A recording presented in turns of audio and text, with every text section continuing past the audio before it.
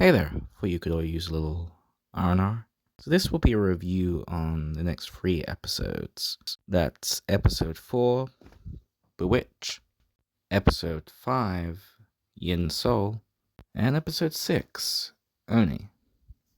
I definitely got a little carried away with watching these, because they were quite enjoyable. I'll say to varying degrees, but I think we're going to get to that. Let me just shoot through this very quickly before we go on to the spoilers, so I can give you the footnotes of my thoughts. So in episode 4, we build upon some nice kind of almost like boss designs for a certain Genma. These are Genma that originally look like humans, but then of course they turn into grotesque Genma, and I thought these designs were quite creative and they look cool. Some of course nice visuals. Episode 4 expertly builds tension, and it really does show with the fights, and kind of the escalation of a bad situation, I guess you could say. They also touch upon something which I guess the series Onimusha never really did, and the game series, that is. And so I actually invited this change. This change was really welcome. So they talk about the difference between the power of the Oni and being an Oni. And you never exactly see much of the ogre side to Onimusha. It's a lot more romanticized, but you get a bit more of that brutality in this, and you kind of get to see that contrast without giving away too much. And so whereas this episode didn't really rise above the others, I think it did hold up on its own. The music was good, but it seemed out of place for Onimusha. Overall, as someone unbiased, I would drop it down to a 7.5 out of... no, I'd say a... I'm umming and ahhing. Yeah, 7.5 out of 10 for an unbiased review. But if we're going bias, there were two things which really reeled me in, and I was so pleased to see and hear it. Can't give away what that is until we get to spoilers, but that stuff did bring it to a 9 for me, a 9 out of 10 as far as the bias review kind of goes. Still not perfect, still some problems there, but it did things that I wanted, so me happy.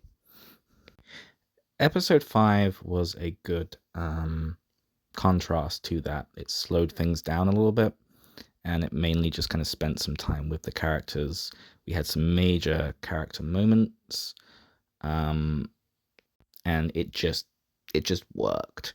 There were some, like I said, there were some flashbacks, some dream sequences, some illusions.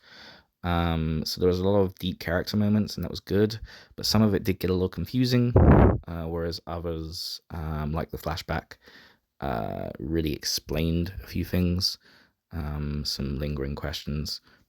And so though this episode maybe seemed a little slow, I should probably also throw in there some very plot divisive characters, which just didn't really hold up. It's like the series just didn't take him seriously. They were just kind of there for a particular character purpose of one of the characters we actually care about. And it seemed like a waste. Maybe there was another way they could do that without kind of just sacrificing plot device characters. I don't know. I'm nitpicking. I don't think it was terrible. As an unbiased viewer for episode 5, I would say that this is probably just a straight 7 out of 10. As a biased viewer, honestly, it didn't really do much more. I wouldn't say it did a heck of a lot wrong. I would probably say 7.5 out of 10 as a biased viewer. There was no major Onimusha Easter eggs. It was just its own kind of self-contained episode. There were a couple of like names that were put in there, and I looked them up, and it didn't really come up with anything, so there was no Easter eggs as far as I know. Those are the ratings for that. As for episode 6, that unfortunately for me took a dip. I guess that's why I'm doing the review now, because I wasn't as hooked by that episode. It, again, by no means as its own self-contained thing is it bad.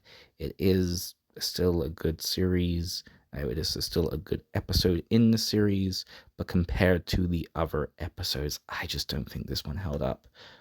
It kind of dragged a little bit, and the characters, Sayo, she mentioned that she mentioned that this was kind of just dragging on, and I was with her, and there was like a really dumb decision that a character made at one point,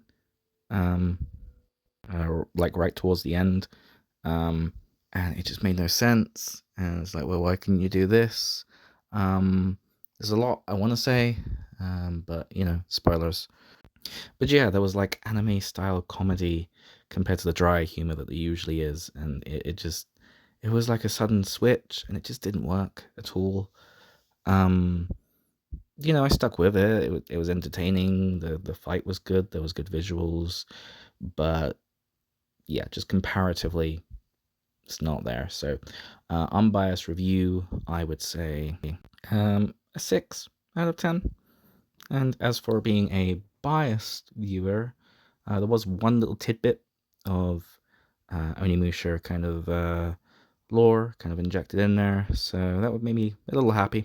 I would say for that, straight 7 out of 10, and that's being generous. Maybe more like, no, we'll be generous. 7 out of 10 for being a biased viewer.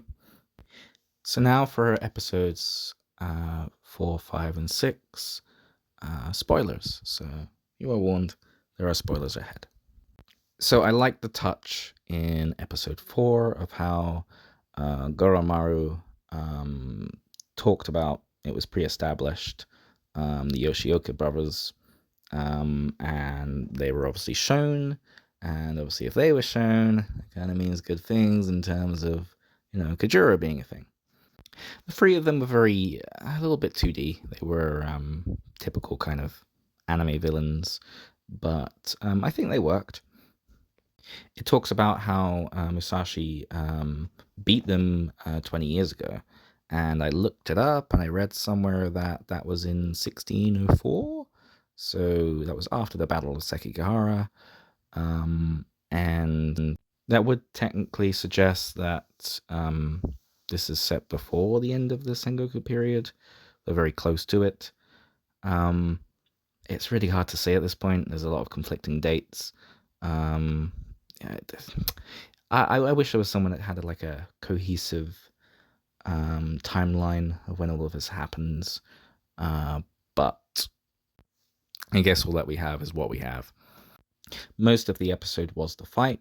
I quite liked that, at least as a one-off. I enjoyed the moment when he finally uses 2 blades, Musashi. When he finally uses the Daisho style, that holds quite a bit of weight, even though that clearly was not enough. I felt like the whole bell thing with Sayo being trapped in there, that was just very elaborate. It seemed a bit daft. It's like the feudal Japan version of, tying someone up and slowly lowering them into acid. It's just, it's very maniacal, twizzle my curly mustache kind of villain crap, but it's whatever. What bothered me more was was how Kaizen died. It just didn't make sense why he did that. Like, I guess because she started chanting, but it doesn't really explain why she started chanting, and why her chanting led to him pushing against the flames and pushing the bell over. I don't see why that helped. Why couldn't he just continue pushing the log with everyone else? Why did him pushing the actual bell itself? I'm sure there's some sort of science there I'm misunderstanding, but I don't see why him pushing the actual bell itself would help it to fall over faster or easier. I don't know. Apparently, he doesn't have pain receptors. Does that as well? But it just seemed like a goofy sequence. And, it was sad when he died. It was a little frustrating when Sayo asked him, why did you do that? And he's like, I don't know. It's, it's lazy. Come on. I I respect the idea of a character doing a sacrifice. You want that kind of exciting adventure where lots of characters sacrifice themselves. I felt like it could have been done better.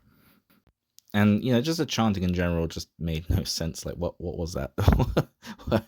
What did that help? Did the bell only fall because of their cumulative monk powers? No. Right. There was also it was interesting, but it did seem out of place as well.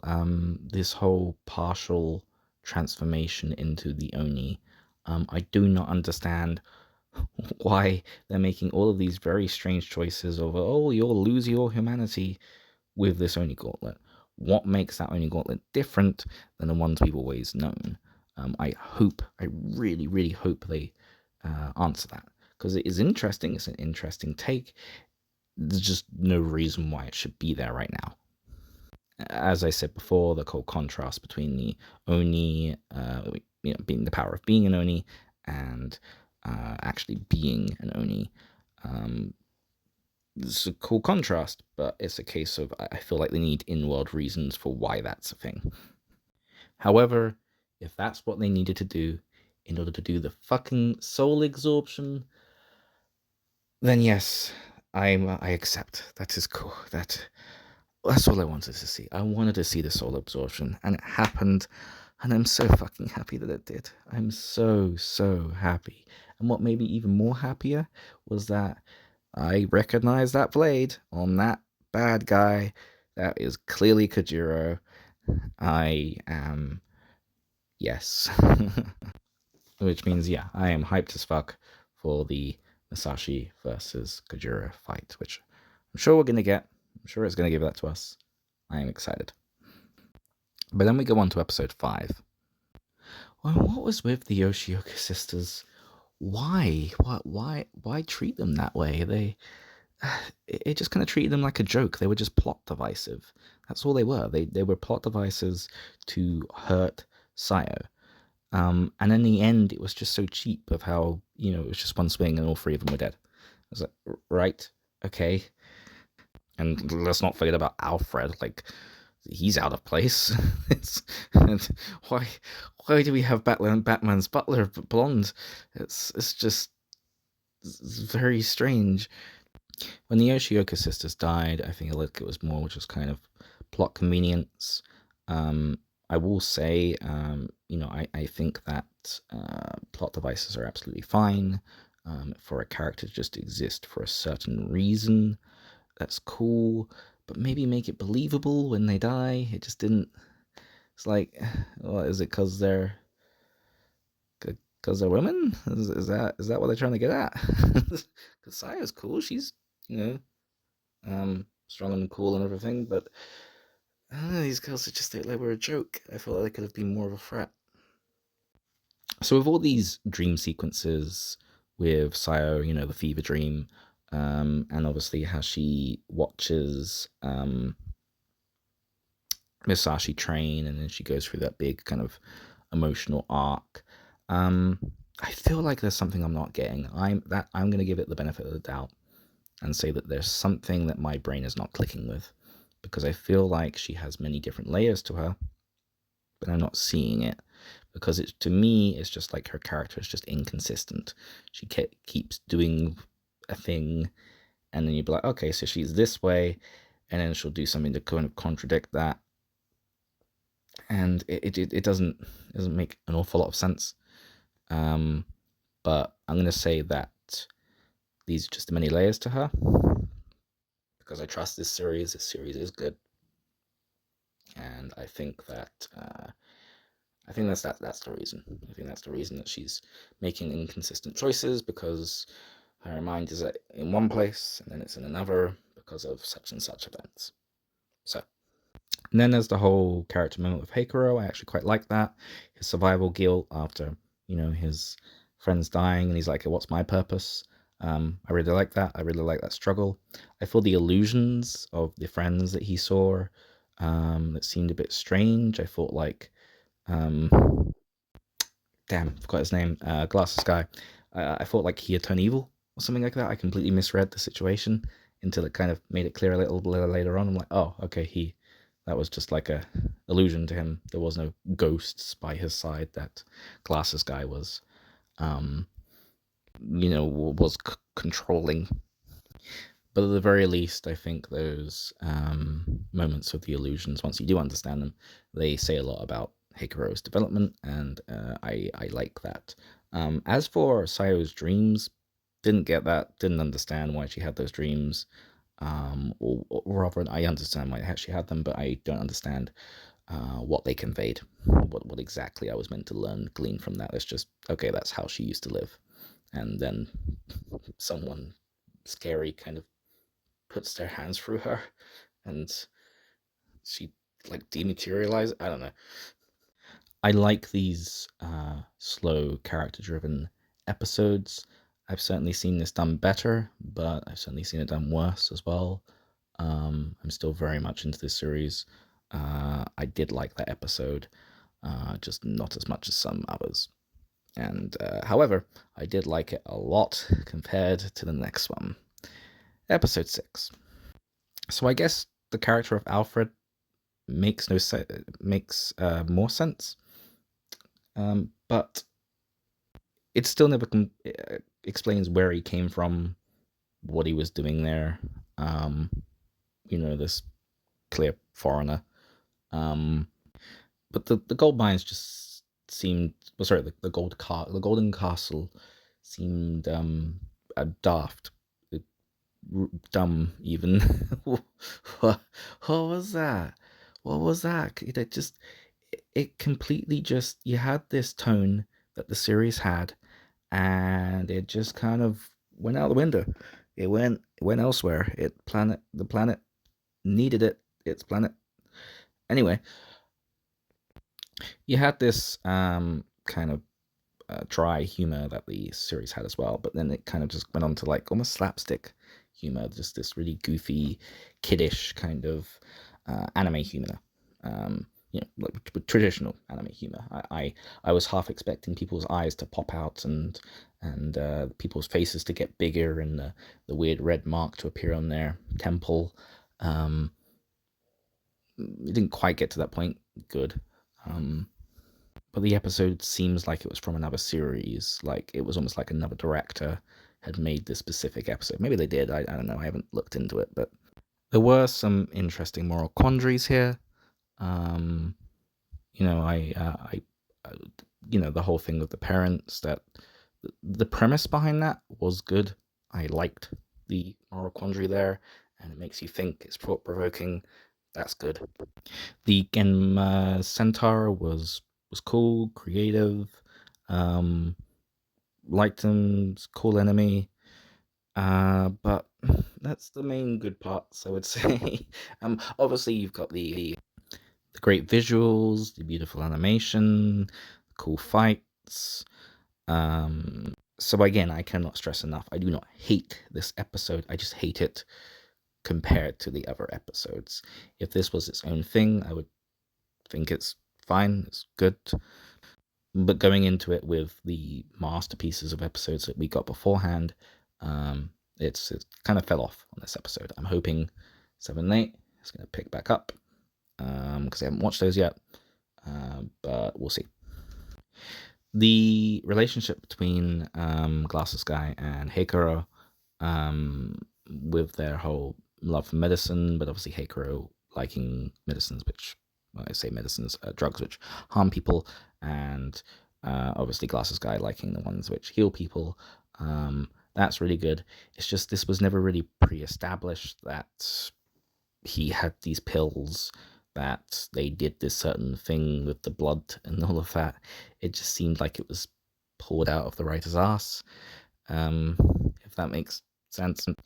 I like how well-rounded Heikuro's character arc was. I think it's probably one of the best in the series so far. But I feel like, once again, this death, much like with what was it, Kaizen, the monk, his death was just unnecessary. It was necessary. To kill him off, fine. Self-sacrifice, cool. Could have been done better. It just seemed like a waste. Honestly, I have a unhealthy fascination with character deaths, and I always feel like that raises the stakes. That does so much good for a story, but it has to be done right. Whether that be via shock value, or maybe it's emotional, or maybe it has some sort of ripple effect. Great, but it just seemed like the typical action anime. Oh, I have to go sacrifice myself. Like, do you really? I know it was looking bad, but I don't know. There's probably things you could have done. Maybe there was something we could have pre-established, so it looked like there was absolutely nothing else they could have done, and that he was the, you know. Regardless, I get his motivation for why he wanted to do it. It just seemed unnecessary. I don't see why Hikuro would have wanted to die. Maybe it was the survivor's guilt. Whatever. And then the stupidest part of the entire episode made no sense. Why? So there was Sayo with her parents, very sad. They were there. Very kind of traumatizing, where they, where her own parents start to strangle her, and they're begging Masashi to kill them. But it's a case of, why didn't he just go and like wrestle them off? Or, like, he has the only gauntlet. Surely he would have greater strength. No, because he's like becoming like ogre-like, right? So he would have like ogre-like strength. He'd be able to maybe like throw him off or something, and then he could rush towards Lemon and try to kill. I don't know, like something like that. Maybe one of them. You know what? Here's what should have happened. One of them should have had a blade, and it would have been a case of, he would not have been able to stop them. He would have had to run at them, and he would have had to have acted within a split second, and he would have had to have killed them. But with the strangling, he had a lot of time to work with there, and a lot of it he just kind of stood there and gawked, like he just like when Glasses Guy tells him, "Oh, they're being controlled by Lemon." He's, "Oh, okay, I guess I won't save her." Like, that was his actions. That's what it looked like he was resolving to do. He's like, "Oh well, I'm stumped." I was like, and then he eventually decides, "Oh, I got no choice," and he just does a swing and chops off their heads off. If it was that easy to get them, why didn't he physically try to stop them some other way, rather than traumatizing Saya? Frustrating. Would I say plot hole? Sure, yeah, maybe a little bit of a plot hole. I think it's just flimsy writing, really. Episode was enjoyable. I was engaged the entire way through. I felt like it dragged towards the beginning, but I didn't lose complete interest. I still, my attention was still on it. When something is just innately bad, I will just phase out and I won't take in what's happening. I could take in what was happening with this, because it was, in of itself, good. Just compared to the other episodes, it's just disappointing. It fell off. It really did. And there were so much things that just were frustrating. It didn't make sense. And I wanted it to be better. I think the problem was they set the bar really high with these previous episodes. It was just surprisingly fucking good. But when it comes to the series as a whole, I'm gonna get to that. We have 2 more episodes to go. I'm gonna get on those 2. Maybe it'll be about a week before I post a review on them. I don't know. We'll see how we go. Look, by no means am I shitting on any of this. I cannot stress enough how much I love this. But yeah, I just want it to be better. Because I love Onimusha. And I'm sure if you're watching this, you do too. With that all said and done, I hope you've enjoyed having a little R&R. I'll see you for a final review of the last 2 episodes and a retrospective on the entire series as a whole. And I'll see you in the next one. That's it.